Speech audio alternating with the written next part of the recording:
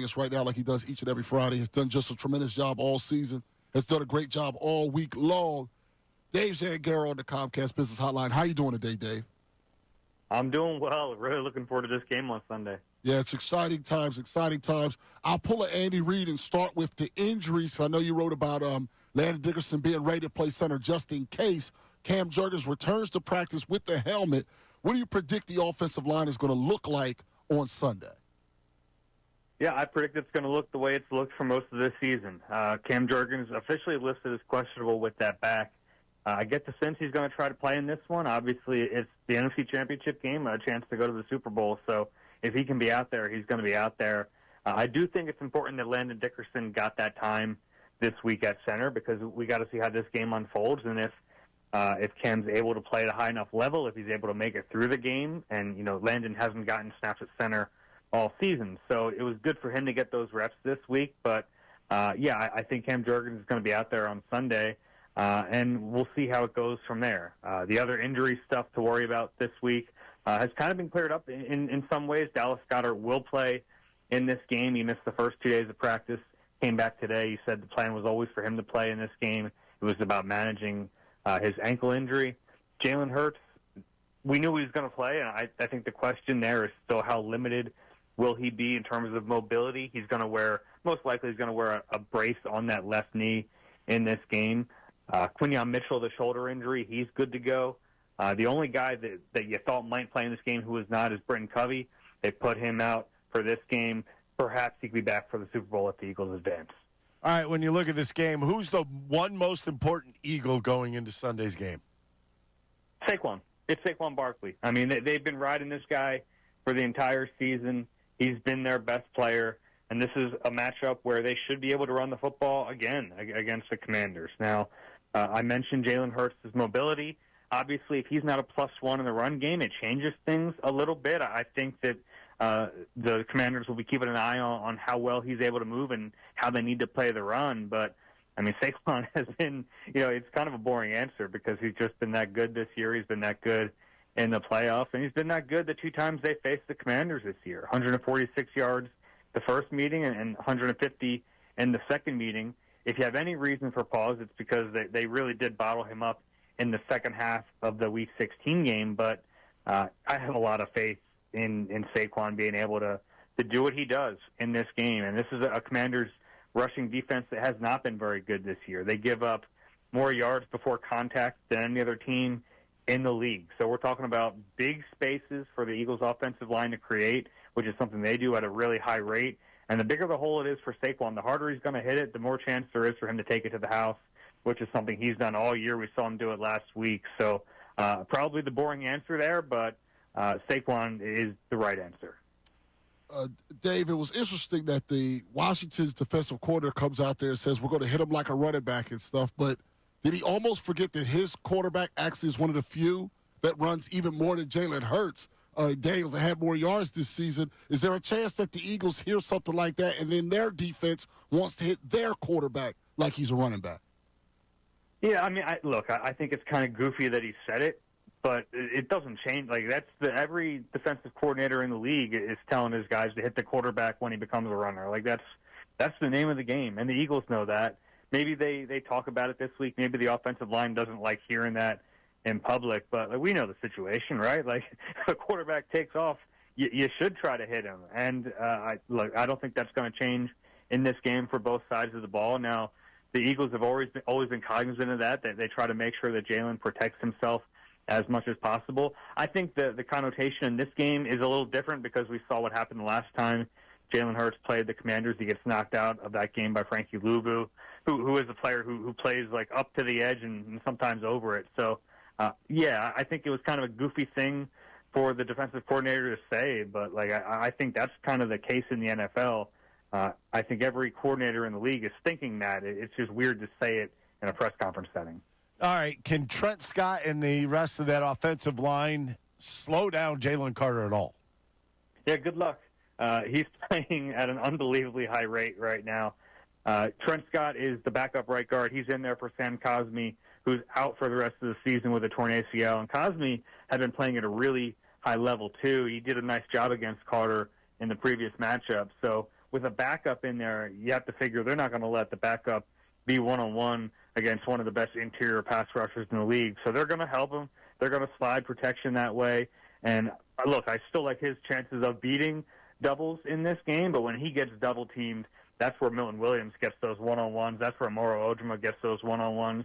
And those guys have proven over the course of this season that when they get that, they're going to win, Milton Williams especially. So I think there's like a trickle-down effect when you have a backup guard in the game going against Jalen Carter. It might not always be him winning because of it, but somebody's going to win because of it. We're speaking with Dave Zangaro. He does a tremendous job covering the Eagles for NBC Sports Philadelphia. Looking at the rest of the defensive line, Nolan Smith has really stepped up. Huff is now, he doesn't even really play. Why do you think he has turned the corner, it seems like, and plays so much better? Is it just repetitions, living up to expectations? Is it Fangio? Is it the defensive line coach? Why do you think Nolan Smith's gotten so much better? Because all of a sudden we went from not noticing him last year and early in the year to noticing him basically every game now. Yeah, his transformation this year has been remarkable. You think about where they'd be without Nolan Smith right now, guys. It'd be kind of scary because they're not really getting anything out of Bryce Huff. So Nolan's been a big-time player, and you're right. The first 4 games of the season did not have a sack, didn't have a quarterback hit, was not doing this. So he came back from the bye week, and he's been a much different player. I think it's just the reps. I think even when they drafted him, we knew that he was really talented. He had all the physical attributes, but he was still kind of learning how to play at that level. Wasn't even really productive at that high of a level at Georgia either, if you remember. But he had all these raw tools, and if you harness them the right way, and if he kept working at it, you thought this guy could end up being a productive player in this league. I think most of the credit goes to the player himself. He's put in a ton of work this year. But, yeah, a guy like Jeremiah Washburn, their outside linebackers, defensive ends coach, has done a really nice job with him, the developmental staff, Matt Leo and Connor Barwin and those guys.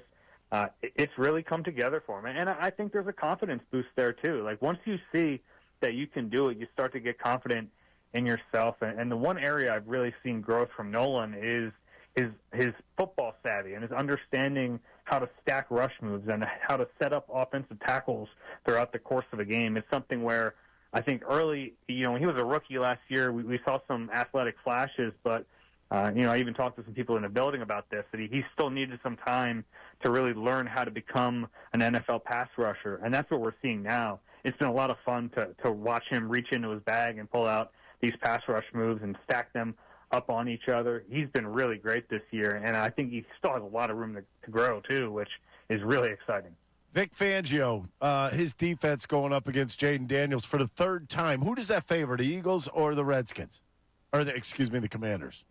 Yeah, it's a good question. I think maybe the Eagles a little bit, but I'm not sure that it really favors one team much more than the other.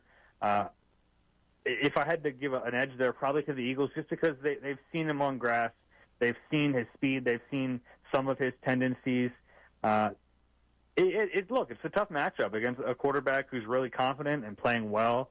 And we know what all the stats say about rookie quarterbacks in the conference championship game. They're 0-5. There's never been one to win a game like this. But, yeah, he's a special player, and he's going to make some plays. I think that's one of the keys in this game, if you're the Eagles' defense, is understanding that he's probably going to get his at some point, right? Like we saw it in that last game. He had that 4th and 11 scramble to pick up a first down. He's going to make some plays like that, and it's going to frustrate the heck out of you. You got to snap out of it pretty quick and get back to playing defense because this defense should be confident in themselves. They've proven themselves all year long. Number 1 unit in the NFL. They have my trust, right? Like I've seen them do it week in and week out for a really long time. And I know they had the collapse in the 4th quarter against the Commanders in Week 16, 3 touchdown passes allowed. But that game, you look back at it because they lost in a different light, but they thought they made the game-winning play, that Reed Blankenship interception, and then the Eagles have the ball and they're driving. Then you had that uncharacteristic drop from Devontae Smith. And yes, everything that happened, you can't take it away. But it's funny how we look at them in a completely different light based on what happened out of their control in that game. I still have a ton of faith in this Eagles defense. So do we, Dave. It seems like you feel pretty good about this one. I know you'll make your prediction on Birds Huddle coming up this weekend, so we won't ask you for it now. But we appreciate. I got you guys. I'll go. It's 31-26. I don't care about the cover. I think they win the game. I think they're the better team. There you go. Well, thank you, Dave. We appreciate it. And then next week, we'll be talking about your trip down to New Orleans. Thanks so much for all the great stuff. And we'll talk to you soon. All right, guys. Take care. All right. Dave Zangaro gives us the score. It's almost like he wanted to get it out. Wait, no. I got to give it to you. Well, I know on the Birds Huddle, he gives his score. Yeah. He gives his score. So He gave both. Yeah. Well, 31-26. I don't care. It's a win. 31-30 is a win. 99-98. I don't care. 610-6. That'd be a long game. 7-5. It would be. It'd be exciting. That would be a heart attack. Yeah, it would be like, my goodness, 99-98, just up and down. I don't know. The score bug might be freaking out. Thanks so much, everybody, for watching. Really appreciate it. If you want more of this content, make sure you like and subscribe. And you know you can do that kind of over here if you want more of the best show ever.